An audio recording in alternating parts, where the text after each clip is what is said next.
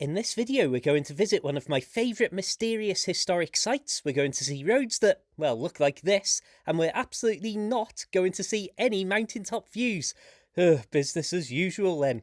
So, we're going to set out on the country lanes, leaving the wonderful village of Llandrillo. As we rapidly get some elevation beneath our feet, we're just as rapidly going to see the road surface deteriorate, all the way from tarmac down to plain old grass. I absolutely love this section though, just outside the village. It almost feels like a bit of a reinforced holloway. But once we're out of those trees, you can see we've got nice new fences here, but there's been an awful lot of big, heavy vehicles coming up and down here. So not only is this an exceptionally wonderful rustic track at the best of times, it's also got some particularly muddy stretches at the moment. I'm just throwing this random halfway up the hillside shot of the view there because, unfortunately, I regret to inform you, that's about as good a view as we're going to get. A side note on the weather, because it was so miserable and consistently grey, you shouldn't be able to tell that some of these clips are filmed out of sequence. Spoiler alert for how the weather actually turned out. I'm on my way back down this track now, from the mountaintop. As you can see, it's a little wet, but I realised I didn't actually get footage of this. I don't think I pressed record when I was showing you another little Ford crossing the road.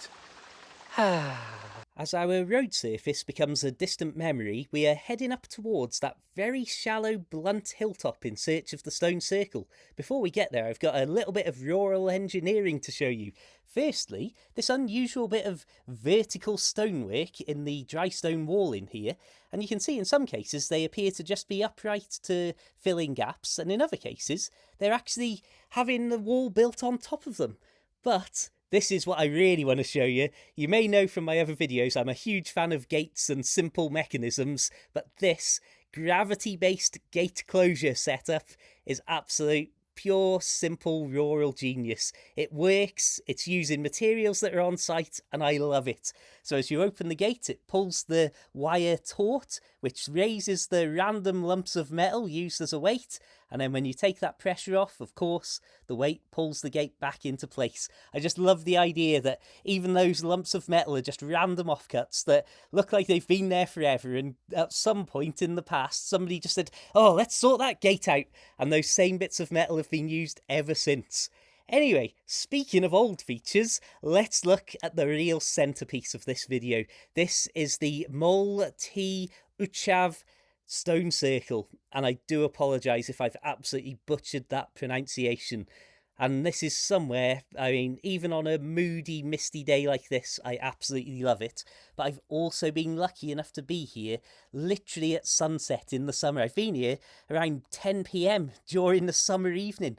And although I had to walk back down that steep road and all that terrible road surface in the dark, it was well worth it for that magic moment. You can actually see in this summer footage and these summer images that in the centre there is almost a bit of a built-up area with a hollow in it, and people put different things in it, it seems. And you can see here today, it looks completely different to when I was here a couple of years back in the evening.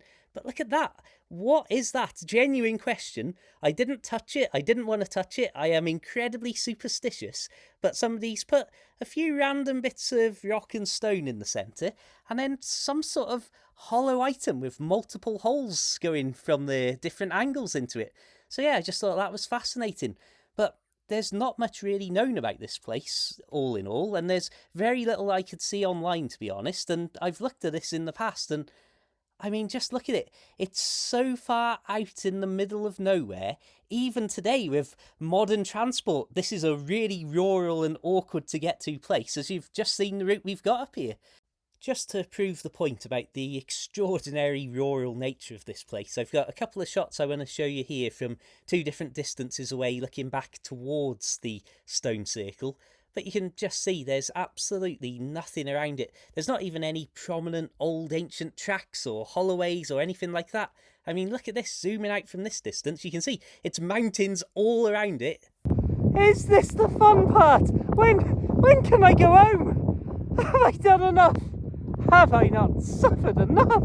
Sorry if that was a little bit of a jump scare in the video. I just wanted to share my sheer joy at the weather conditions I was facing. But of course, no sooner had I recorded that than I recorded this as the very next clip, a beautiful bit of blue sky coming in towards me that gave me completely false hope for the future of the walk.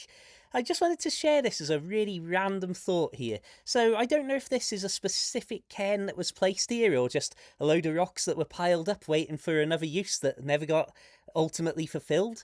But why do these somehow look so much more ancient and old and reclaimed by nature than the very purposeful, beautiful stone circle and even the stone walls that we've seen?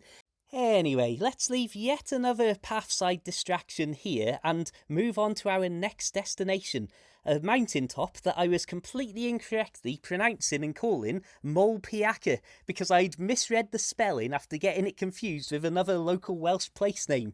So at this point, I also was about to say goodbye to keeping my feet dry for the rest of this trip as well. You can see from the reedy, tufty grass that it's going to be a bad time. So I thought I'll go to the top of that mountaintop and see whether I'm going to continue to my intended destination, which was Cadair Bronwyn. And what I was keen to avoid was basically this.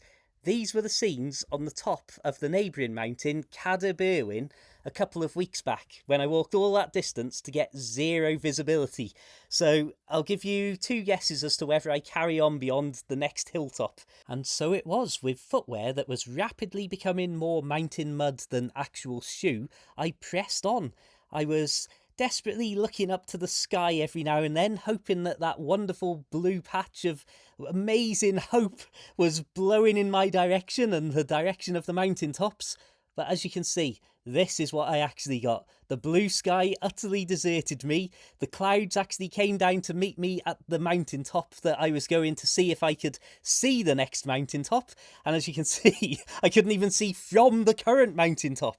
Here's a beautiful bit of rough and ready footage. I didn't even bother getting the gimbal out for this because I was like, it's windy, it's wet, it's raining, and I'm miserable. And I need everybody to see what it's actually like when I'm out doing these adventures that I look forward to and talk about with such joy.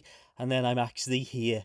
No, in all honesty, let's be honest, some of the curiosities and just coming out to see that stone circle is well worth the trip alone, if you ask me. So I suppose really it won't surprise you to know that I decided not to press on to the next mountaintop. I was only a mile from the top of Cadair Bronwyn at that point, and only about, well, less than 200 metres of extra ascent. So if I'd have really wanted to, it wouldn't have been that much effort to get there. But I just thought it's a total waste of time to go there. I've been there in the past with beautiful visibility. I'm not going to be able to show you anything more on YouTube because there's going to be even less visibility on the higher mountaintop than where I already was.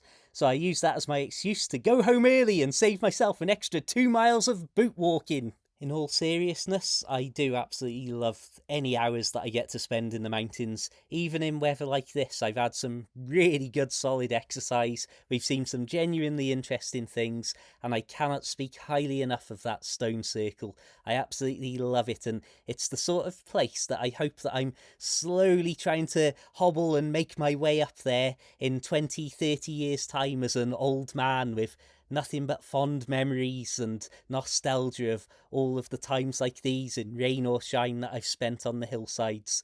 Thank you very much to everybody for watching. Please give the video a like and please do subscribe if you haven't for loads more outdoor adventures. And I'd like to say a massive thank you to some of my recent PayPal supporters, YouTube channel members, Facebook subscribers and so on. You really, really, really make a lot of what I do possible, and I cannot thank you enough. So thank you very much, everybody. Until the next time, keep it stone circle worthy, keep it interesting, have an absolutely fantastic day, and of course, my friends, farewell.